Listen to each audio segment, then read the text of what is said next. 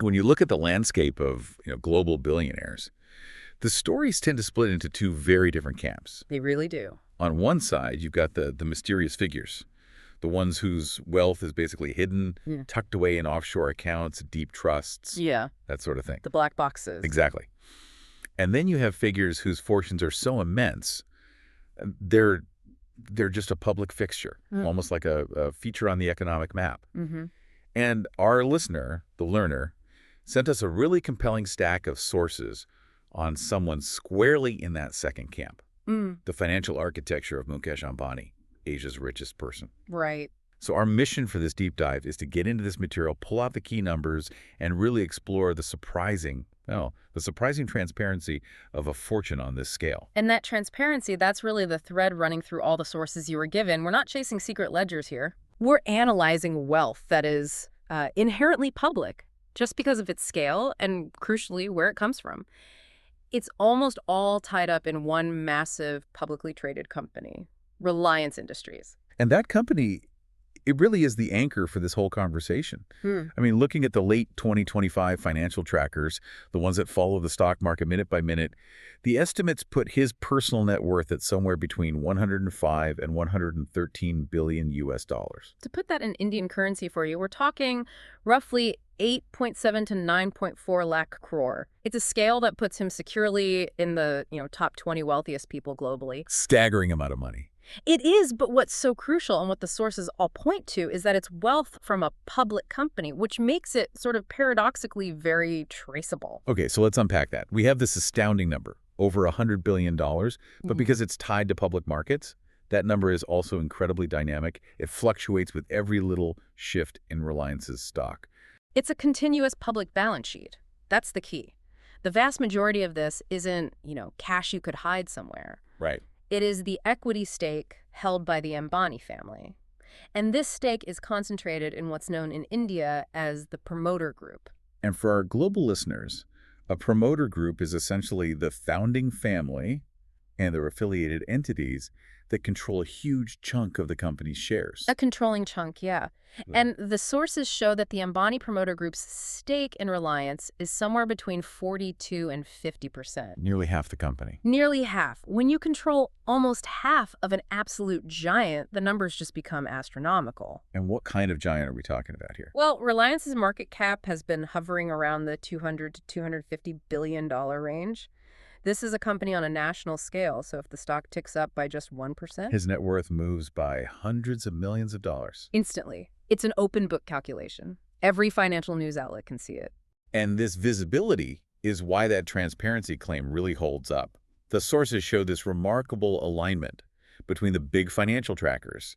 You've got Forbes, the Bloomberg Billionaires Index. They're all in the same ballpark. Exactly. All pegging him in that very tight 105 to 113 billion window.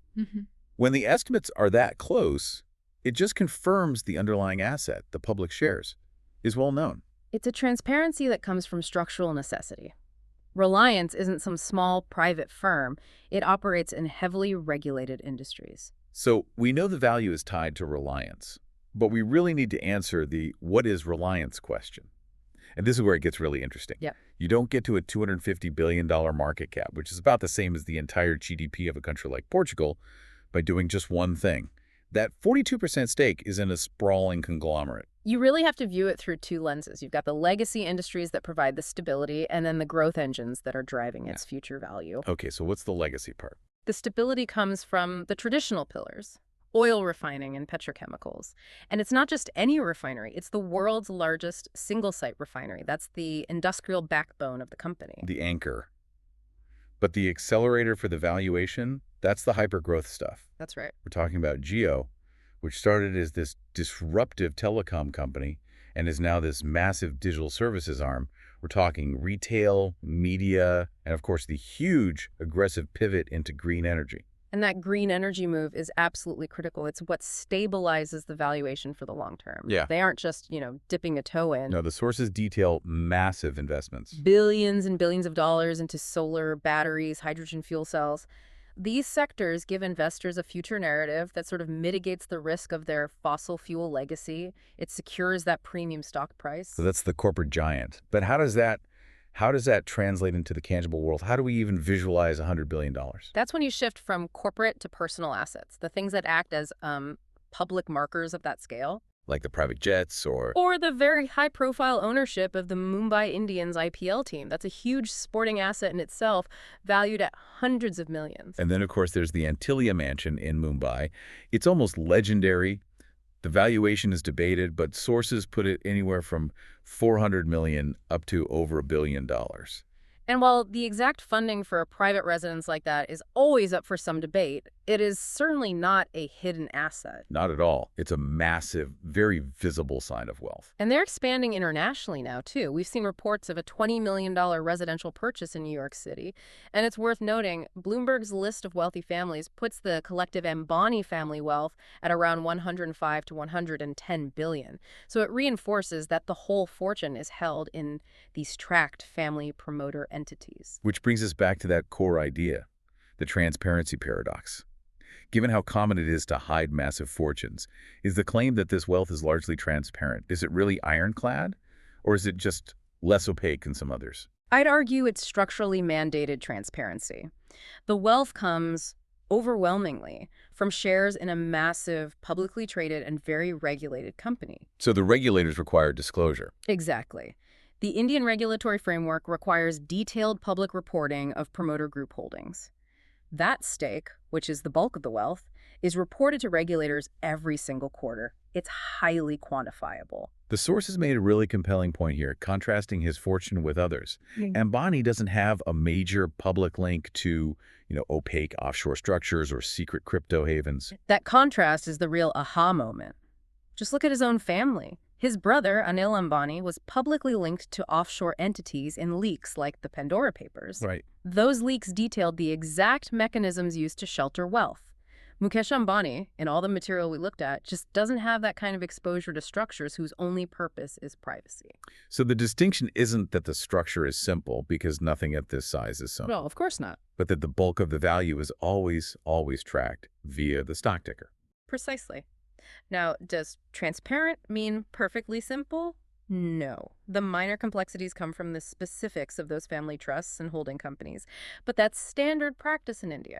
And there's always going to be debate about the exact valuation of private assets, like Antilia. Sure. And the unlisted value from new business expansions, like in AI or renewables, that might not be fully reflected in today's stock price yet.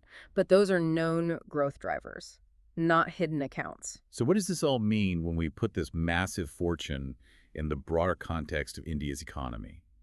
$100 billion isn't just a number. It's a magnet for criticism. It is entirely inseparable from public scrutiny. Critics consistently point to the inequality inherent in India's rapid economic growth. Growth that Reliance has really capitalized on. Dramatically. And there are these long-running debates about allegations of cronyism or the overwhelming market dominance that Reliance has in so many sectors, from telecom to retail. These are serious economic dialogues. And the high visibility spending just becomes a focal point for all of that, doesn't it? The sources cite the, truly staggering scale of personal events. Oh, yes. And Adlani's pre-wedding celebrations, estimated to cost somewhere between $300 and $600 million. When you hear a wedding cost $500 million, you stop thinking about stock tickers. You started thinking about economic scale. It's a massive display of wealth that naturally draws attention. Right. And that scale is the synthesis. All these controversies, the debates about market dominance, inequality, the luxury, they're all about how the wealth is acquired or used. They don't indicate that there are vast sums of secret billions somewhere else. The core finding holds. The core finding remains. This fortune is a direct, quantifiable reflection of Reliance's public market cap. So to quickly recap for you, the learner. Ambani's fortune isn't some mysterious pool of hidden money. It's a direct function of one of the world's largest, most diverse, and most publicly traded corporate empires. It's a reflection of India's corporate scale, built on visible stock holdings. And that very visibility, it raises a really crucial question for all of us. Since his wealth is so closely tied to a few public stock indices, Forbes, Bloomberg, the National Exchange, what are the broader implications for an entire national economy? What do you mean? Well, when the fortunes of your richest individuals are based almost entirely on volatile public market capitalization rather than, say, private, more liquid assets, What does that imply? It makes you wonder about the stability or maybe the inherent fragility that this reliance on market sentiment creates for the whole national economic conversation. A fantastic deep dive. Thank you so much for sharing your sources with us. We hope you feel thoroughly well informed.